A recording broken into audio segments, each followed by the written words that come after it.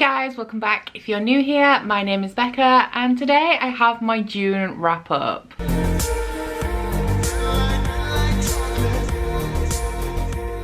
So in the month of June, I did slump quite heavily, especially through the beginning of the month. However, by the time we got to the end, I did manage to pull it around a bit. I had a good reading week last week, and I actually doubled the amount of books that I'd read in the month. So the beginning of the month was pretty much a write-off, and I did start to pull it back at the end. I'm in a super big reading mood at the minute. I'm not too into the books that I'm currently reading, but I have some very exciting things on my July TBR. So I think that July, hopefully, I've been saying this in like every video, but hopefully in July, we're gonna bring it back. I'm gonna start reading all the books again and everything will be well. So getting into my statistics, in the month of June, I read a total of 8 books, which added up to 3,117 pages, which is an average of 104 pages per day. For my star ratings, we had 1 2-star, 2 3-stars, 4 4-stars, and 1 5-star, and this breaks down to an average of 3.6 per book. So my quality of reading was actually okay. Only 1 5-star, which always sucks, but we did have a decent number of 4-stars there, which I didn't actually realize until I was compiling my stats. For the demographics, we had 4 young adult novels, 2 new adult novels, and 2 adult novels. For the formats, we had 4 physical books, 3 ebooks, and 1 graphic novel. For the genres, we don't have a lot of variation across these. I read 7 fantasy books and 1 romance. And for the places where we've sourced these books from, 6 of them I have hauled in 2020. 1 of them is from my own TBR that existed before the start of 2020, and 1 of them was an ARC that I received on NetGalley. So those are the stats. Now for the reviews. So the first book that I read in the month of June was Birthday Girl by Penelope Douglas. This is a new adult romance about a girl who has a boyfriend, and she's at work one day. Her boyfriend has a party that trashes their apartment, and the landlord forces them to move out. Now the landlord only wants to evict her boyfriend, so she does want to stay there by herself. However, she does not make enough money by herself to pay the bills, so her and her boyfriend end up moving in with her boyfriend's father. Now this romance is between the main character and her boyfriend's father, Pike. I think the main character is 19 and Pike is 38, and they have already met prior to the eviction. The main character goes to the movies one night and she ends up sitting next to this guy. She's gone on her own and they get chatting, and there's a little spark of interest there, and then they find out that Pike's son is the main character's boyfriend. So over the course of them living together, they do start to grow a little bit closer. Obviously this is a little bit of a taboo romance because we do have a little bit of an age gap between the main characters, and the added complication of the main character, whose name I just really can't remember right now, being in a relationship with Pike's son. So I did really enjoy the story. I gave it 4 stars. I thought that the smut was really well written. This was on my Vocabulary TBR to fulfill a smut challenge, and the smut was on point. I really enjoyed it. I also enjoyed the angst in there. If this is not the first video of mine you're watching, you guys know that I like a little bit of angst in my romances, and I also like them to be a little bit tortured and full of pining and things like that, and I definitely got this from this story. The only downside to this for me is that it is an age gap romance, and I was a little bit worried about that going into it. It's not for any moralistic reasons or anything like that. It's just that I personally am not attracted to older men, so having the love interest be somebody who's 38, and I am older than the main character in this story. I'm 27 and I still don't think that I would necessarily date a 38-year-old. So having that age gap there was not to my particular taste. However, as a romance story, I do think it's well done. I'm very interested to read more from Penelope Douglas, especially, is it Punk 47 or Punk 57, because that is a bully romance. So I will definitely be reading more from her in the future, and if you guys like steamy romance and you haven't tried this book yet, then I would definitely recommend it for that. The next book that I read was Royal Assassin by Robin Hobb. It took me 2 weeks to read this. I was just struggling so much, and this is about the point in the month where I decided to start reading ebooks because I just find them so much easier to read, and as soon as I did that, I started reading 170 pages of this a day instead of like 35. So this is the second book in the Farseer trilogy. It is an adult epic fantasy. It's a first-person perspective fantasy and also a coming of age, and we follow a young man in here called Fitzchivalry Farseer, who is the bastard son to the king in waiting. Now the first book in this series starts out where Fitz is 6 years old and he's dumped on the doorstep of the castle by his maternal grandfather, who pretty much says, "I'm washing my hands of you now, I want nothing to do with you, but you have to go back to your father." So the people at the castle do end end up taking Fitz back to Bookkeep, which is the seat of the crown, and when they arrive, Fitz finds out that his father has discovered that his son is on his way to him and decided to abdicate the throne and move to the countryside with his wife. Now this leaves Fitz in a really awkward position because nobody really knows what to do with him, so he ends up kind of being taken in by the man who is in charge of Fitz's father's hounds, horses and hawks, called Burrick, and Burrick pretty much takes on the responsibility of raising Fitz. All this begins to change when Fitz starts to get a little bit older, and the king decides that the perfect job for Fitz is to become the royal assassin, because he's in the perfect position where he is part of the royalty and part of the nobility, but he is also one of the common people because he is a bastard. So by the time we get to the second book in the series,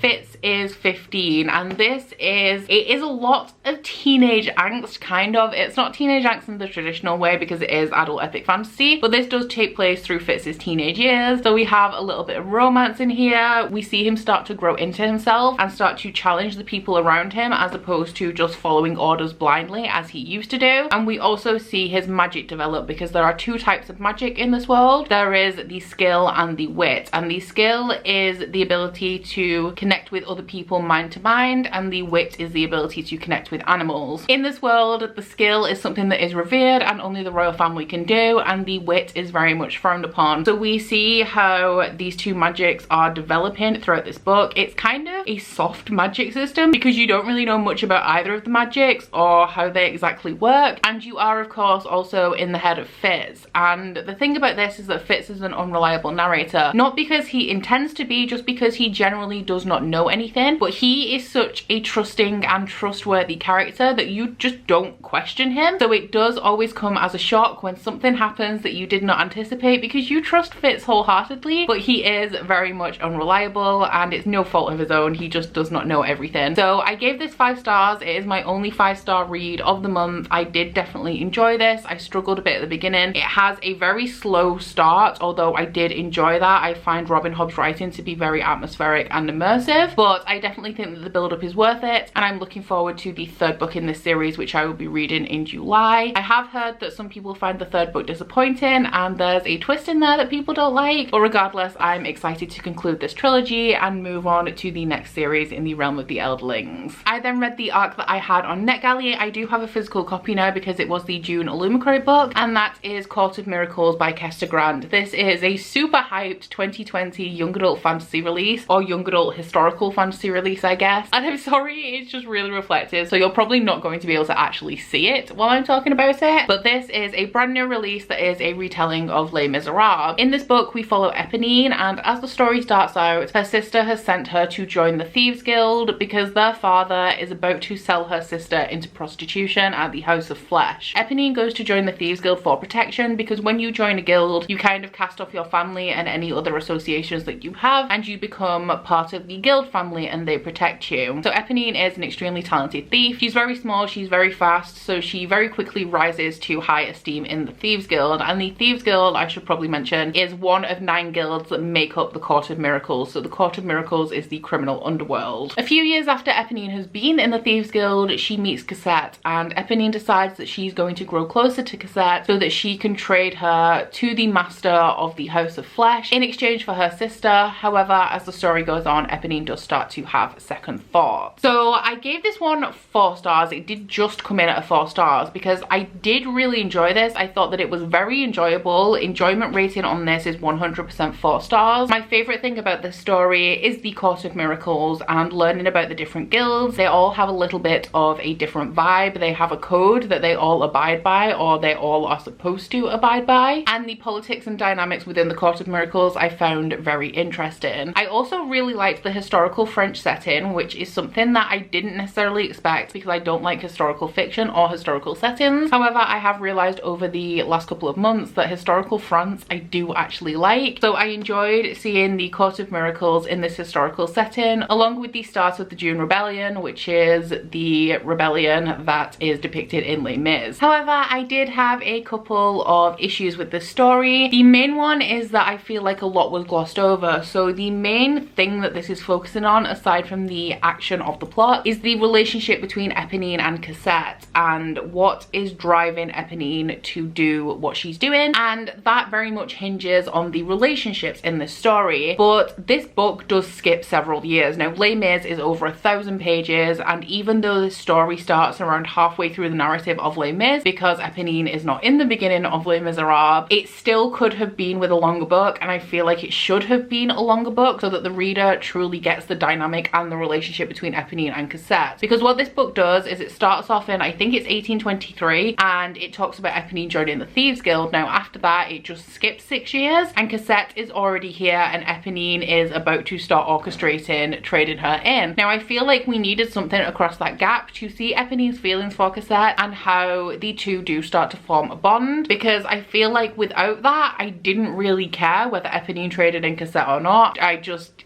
was not bothered. We do also have another time jump later in the book as well, and as a fantasy reader I really like books that have slow moments so that you become more attached to the characters and you can see these relationships form, and I feel like this book pretty much skipped over all of that. It was also just a little bit too easy for the main character. In this book she performs a series of impossible tasks. She's warned beforehand by multiple people, this thing you're about to do is pretty much impossible, we've already sent 10 people to do it, nobody could do it, and within 2 chapters she's in there, she's accomplished the task, and she's back out and she's fine. Aside from that, the first half of this novel did feel like a tour of the guilds, so it was like Eponine goes to the Assassin's Guild to perform a favour, then Eponine goes to the Ghost to accomplish a task, and yeah, it just felt a little bit jumpy and a little bit like a series of action scenes just strung together. But like I said, absolutely love the setting and the politics in this book, and I do think that it is very enjoyable. It just lacked a little bit of development for me. I then read my least favourite book of the month by far, and that was Never Contented Things by Sarah Porter. Now I'm really upset that I didn't like this because this was a birthday gift from Brit, from Basically Brit, and this was on my Amazon wishlist, and the reason that I wanted it is that it is a fairy story that is actually dark, and I do just really like dark stories in general. I don't even want to talk about this, to be honest. So this is a young adult fantasy story, however it does deal heavily with contemporary themes. So in this book we follow foster siblings Josh and Keza, and Josh and Keza have been foster siblings for about 6 years, but Josh is in love with Keza, so it is a little bit incesty.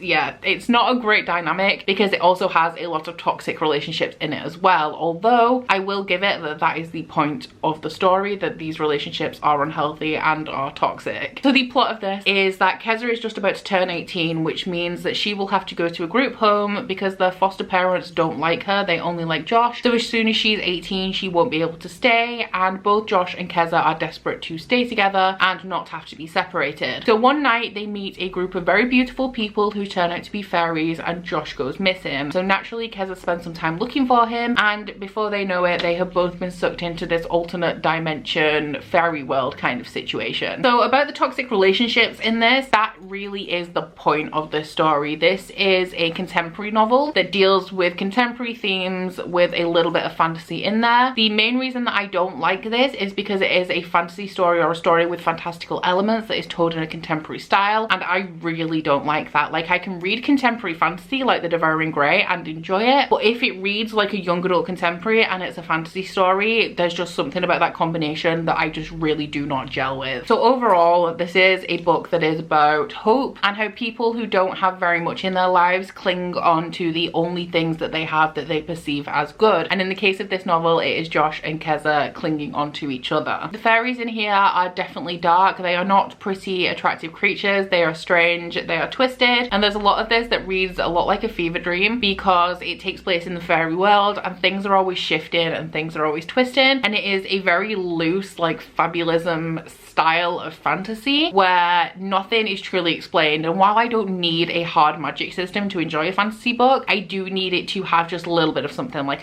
it needs to make sense to me, and if there's nothing kind of backing up or explaining what is actually going on, then it does just lose my interest a little bit. Now, the way that the the fairy world and the things that are happening in there is written, actually thinking about it reminds me a little bit of Annihilation by Jeff Vandermeer. However, Annihilation is one of my favorite books and I actually really enjoy that, and in Never Contented Things it just didn't work for me. It's that mix of contemporary and fantasy that just I just don't like it. We do have just one trigger warning for this, and this is mention of sexual assault. There is also a content warning for a little bit of gore as well, because this does stray into the horror genre a little bit, but overall it was just the writing style that completely killed it for me. Contemporary writing styles in fantasy stories, I just cannot do it. It's the reason that I will no longer read anything by Holly Black. So unfortunately this was a no from me. I gave it 2 stars and I will probably never read a book by Sarah Porter again. I then read the second book in the Books of Earthsea by Ursula K. Le Guin. The second book is The Tombs of Aswan. It is the shortest book in the series at 100 pages, but my god does it feel longer. And this was actually the May book for Le Guin Along, which is a read along of this entire thing that I'm co-hosting, created by Ashley from A Frolic Through Fiction. So the second book in this series takes place, as you can imagine, somewhere called the Tombs of Aswan. And these tombs are located under somewhere called the Place, where a whole group of priestesses that worship various gods live. Now, our main character in this is not actually Ged, who is the main character of the first book. He is the Wizard of Earthsea. It is a girl who for the majority of this story is called Aha, which means the nameless one, or she who was devoured. And Aha is a priestess who is reborn. So every time the old priestess dies, a ton of monks and priestesses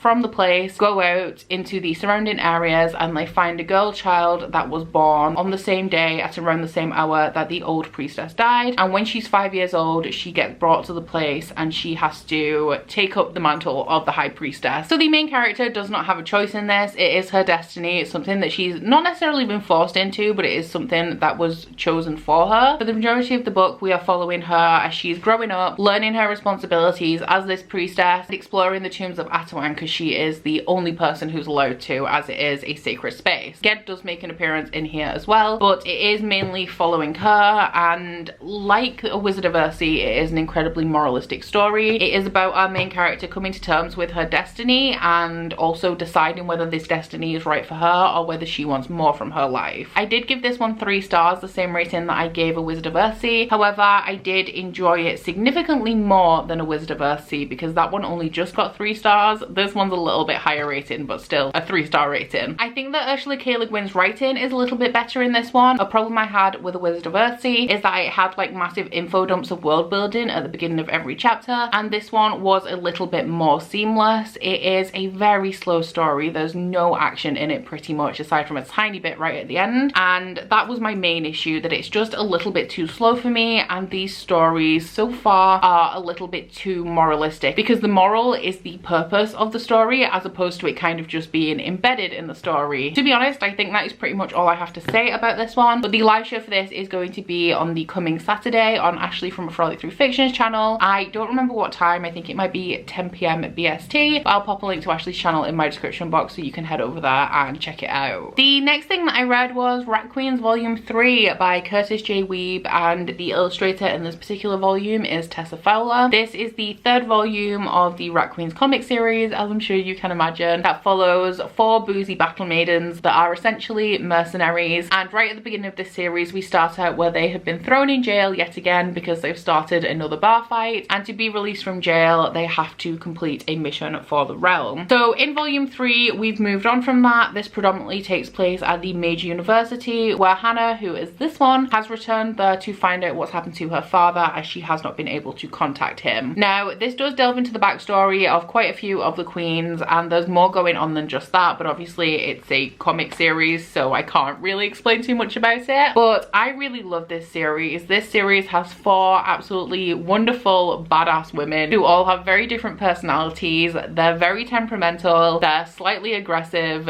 they swear a lot, they drink a lot, but they also have a really great friendship and would do absolutely anything for each other. I gave this volume 4 stars. I did really enjoy it. The illustrator, as I mentioned on this, is Tessa Fowler, and this is the first volume that I've read where the art style has changed. However, because it has been so long since I've read volumes 1 and 2, I found that I didn't actually notice the change in art style and could still really enjoy it, because the reason I haven't continued this series in so long is because we have an artist change again for the next volume, and that art style is really not to my taste, so I have kind of been dragging my feet on this series. But I really love the characters and also really love the story. One of my favorite things about this series is that there is a whole ton of representation in here. We have racial diversity, there is also female-female relationship, there's a trans side character, and in quite a few aspects of this story it does also challenge gender norms. So if you are looking for a series that follows 4 amazing women with a whole ton of diversity, then I would probably recommend that you pick up Rat Queens. And then the final book I read is not technically one that I read in the month of June, but I did finish it, and that is King of Scars by Leigh Bardugo, which I should have finished in May. I did only read the last 100 pages in June. I was reading this right at the end of May, and I had to put it down to pick up Royal Assassin for the live show, but because I slumped so long through Royal Assassin, I was then behind on my June TBR and just never got around to picking this back up. But I did finish the last 100 pages at the end of the month. So this is the latest book in Leigh Bardugo's Grishaverse, which is a universe that she's created that has 3 series in it at the moment. We have the original Grisha trilogy, which is like a classic young adult uprising kind of plot. We then have the Six of Crows duology, which is a very character-driven heist story, and this is the first book in the 3rd series, which is going to be the Nikolai duology, and this follows 2 characters that are Nikolai and Zoya from the Grisha trilogy, and 1 character who is Nina from the Six of Crows duology. Now naturally I cannot tell you too much about the plot of this because it does contain spoilers for both the Grisha trilogy and Six of Crows. However, what I can say is that this book deals with the inner demons of the main characters, some in literal ways and some in metaphorical ways, but every single character that we follow in this book is dealing with something that has happened in their past and trying to overcome it. So this book is mainly set in Ravka, which is the setting of the original Grisha trilogy, and Nikolai and Zoya are trying to restabilize the country after it was torn apart by war. And then we also have Nina, who is over in Fjorda, and she is very much dealing with the events of the end of the Six of Crows duology, where she personally went through a great change and she's now coming to terms with herself. So I gave this one 3 stars. It is my lowest rated Leigh Bardugo book, which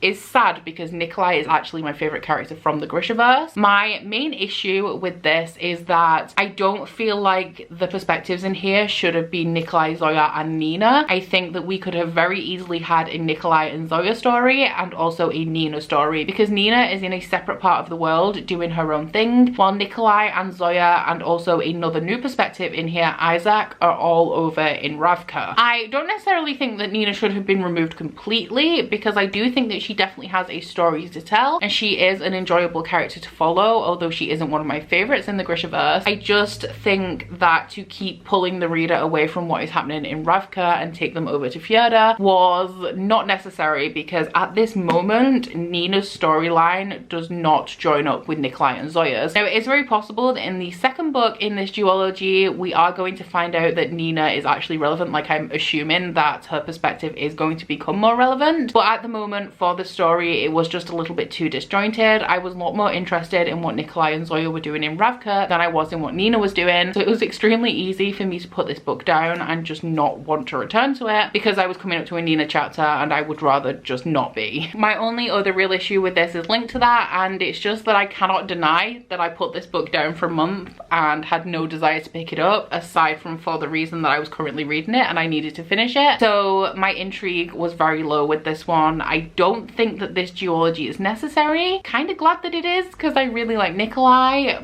but this feels more like a story that can be told as opposed to a story that needs to be told. So I think in terms of the Grishaverse, if this book didn't exist it wouldn't be a bad thing. But I did enjoy Nikolai and Zoya because just character wise they are some of my favorites. I don't know, I have conflicted feelings about this one, but definitely 3 stars, and to make it more cohesive and more enjoyable I feel like Nina's perspective could have been removed and been told in her own story. So that is it. Those are all the books that I have read in the month of June. Hopefully for July I will be doing a mid-month wrap-up again so that I don't have to make an extremely long wrap-up, but I do hope that you enjoyed this video regardless. Please let me know down in the comments if you've read any of these books and what you thought of them, and if you haven't then please let me know what your favorite book of June is. But that's about it from me today guys, so please don't forget to like this video if you liked it and subscribe if you want to. If you head into my description box you will find a link to my Goodreads, Instagram and Twitter if you'd like to follow me on any of those, as well as a link to my Bookish body butter and candle website, the Instagram for that, and a 10% off discount code. But that's it from me today guys, bye! Oh, you bite your friend like chocolate. You say you're go where nobody knows, with guns hidden under our petticoats. We're never gonna quit it, no, we're never gonna quit it, no.